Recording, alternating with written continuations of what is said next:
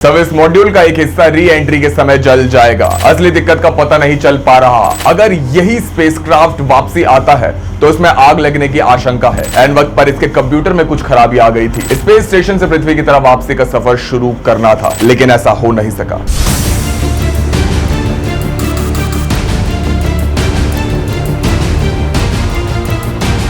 नमस्कार आप सभी को दोस्तों, मैं हूं आपके साथ मिहिर जैन और आज मेरे साथ है कैमरामैन उमर अंसारी। दोस्तों, पिछले दिनों भारतीय मूल की एक अमेरिकन एस्ट्रोनॉट सुनीता विलियम्स अंतरिक्ष में फंस गई है। सुनीता 5 जून 2024 को स्टार लाइनर नाम के स्पेसक्राफ्ट में सवार होकर स्पेस मिशन पर गई थी। ये अमेरिकन एयरक्राफ्ट कंपनी बोइंग और नासा का joint crew flight test mission है। इसमें सुनीता स्पेसक्राफ्ट की पायलट है। उसके साथ गए बुश विल्मर इस मिशन के कमांडर हैं। दोनों को इंटरनेशनल स्पेस स्टेशन यानी कि आईएसएस में 8 दिन रुकने के बाद वापस पृथ्वी पर आना था, लेकिन स्पेसक्राफ्ट में तकनीकी दिक्कतों और हीलियम गैस के रिसाव के चलते अब तक ऐसा हो नहीं पाया। मीडिया रिपोर्ट्स में कहा जा रहा है कि असली दिक्कत का पता नहीं चल पा रहा। अगर यही स्पेसक्राफ्ट वापसी आता है तो इसमें आग लगने की पूरी आशंका है।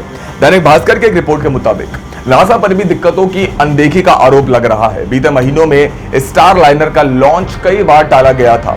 आखिरकार 5 जून को इसने धरती से उड़ान भरी और 25 घंटे के सफर के बाद इसमें सवार Sunita Williams international space station ISS पहुंची। इस सुनीता के नाम पर एक और ऐतिहासिक रिकॉर्ड है। लॉन्च के साथ ही बोइंग एस्ट्रोनॉट्स को स्पेस स्टेशन तक ले जाने और वापस आने के मिशन पर काम करने वाली दूसरी प्राइवेट फर्म बन गई। इसके पहले एलन मस्क की स्पेस एक्स ये कारनामा कर चुकी है। बोइंग की तरफ से कहा गया है कि ये लॉन्च नासा और बोइंग के Starliner crew flight test की शुरुआत है। लॉन्च के समय Boeing defence, space and security के प्रेसिडेंट और सीईओ टेड कॉलबर्ट ने इसे स्पेस रिसर्च के नए युग की शानदार शुरुआत बताया था। इस मिशन के तहत एस्ट्रोनॉट्स को स्पेस स्टेशन पर 8 दिन रुककर कई तरह की रिसर्च और एक्सपेरिमेंट्स करने थे। हालांकि इस मिशन का मुख्य उद्देश्य स्पेसक्राफ्ट के एस्ट्रोनॉट्स को स्पेस स्टेशन तक ले जाकर वापस लाने की क्षमता साबित करना था। सुनीता और विल्मोर पहले एस्ट्रोनॉट्स हैं जो एटलस वी रॉकेट के जरिए स्पेस ट्रैवल पर भेजे गए हैं। इस मिशन के दौरान उन्हें स्पेसक्राफ्ट को मैनुअली उड़ाना था। इस फ्लाइट टेस्ट से जुड़े कई तरह के फ्लाइट टेस्ट ऑब्जेक्टिव भी पूरे करने थे। 5 जून को जब स्पेसक्राफ्ट लॉन्च करने की कोशिश की गई तो एन वक्त पर इसके कंप्यूटर में कुछ खराबी आ गई। पहली कोशिश बेकार गई, दूसरी बार में इसे लॉन्च किया गया। 6 मई को पहले भी लीक की जांच और रॉकेट की मरम्मत के चलते लॉन्च कैंसिल कर दिया गया था। रॉयटर्स की एक रिपोर्ट में कहा गया है कि 6 मई को लॉन्च से ठीक 2 घंटे पहले रॉकेट के ऊपरी स्टेज में एक प्रेशर वॉल्व में दिक्कत होने के चलते लॉन्च की उल्टी गिनती रोक दी गई थी। इसके बाद तकनीकी गड़बड़ियों के चलते 5 जून तक लॉन्च टलता रहा। टेलीग्राफ के रिपोर्ट के मुताबिक स्पेसक्राफ्ट में ऑक्सीडाइजर का फ्लो कंट्रोल करने वाले एक वॉल्व में गड़बड़ी आ गई थी। ऑक्सीडाइजर मतलब ऐसे केमिकल जो रॉकेट के फ्यूल को जलाने के लिए जरूरी होते हैं। ऑक्सीडाइजर की मदद से जब रॉकेट का फ्यूल जलता है तभी रॉकेट अपना रास्ता बदल पाते हैं, क्योंकि इस दौरान बहुत ज्यादा मात्रा में एनर्जी की जरूरत होती है। रिपोर्ट के मुताबिक लॉन्च के पहले ही वॉल्व से भिनाहट जैसी आवाजें आ रही थी। इसके पहले नासा ने कहा था कि स्पेसक्राफ्ट के सर्विस मॉड्यूल के थ्रस्टर में एक छोटा सा हीलियम लीक है। लॉन्च में देरी होने से इसकी जांच करने का मौका मिलेगा। बता दें कि एक स्पेसक्राफ्ट में कई थ्रस्टर होते हैं। इनकी मदद से स्पेसक्राफ्ट अपना रास्ता और स्पीड बदलता है। वही हीलियम होने की वजह से रॉकेट पर दबाव बनता है, उसका ढांचा मजबूत बना रहता है, जैसे रॉकेट को अपनी फ्लाइट में मदद मिलती है। रॉयटर्स की रिपोर्ट के मुताबिक 5 जून को लॉन्च के बाद से अब तक स्पेसक्राफ्ट के कैप्सूल में 5 हीलियम लीक हो चुके हैं।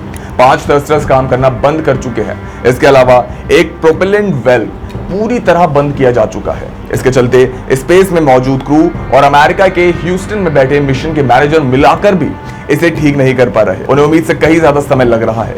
सुनीता और विल्मोर को सबसे पहले 13 जून को स्पेसक्राफ्ट को अनडॉक करना था। इसका मतलब है कि स्पेस स्टेशन से पृथ्वी की तरफ वापसी का सफर शुरू करना था, लेकिन ऐसा हो नहीं सका। इसके बाद 19 जून को जानकारी सामने आई कि स्पेसक्राफ्ट की वापसी की नई तारीख 26 जून तय की गई है, लेकिन फिर ऐसा नहीं हो सका।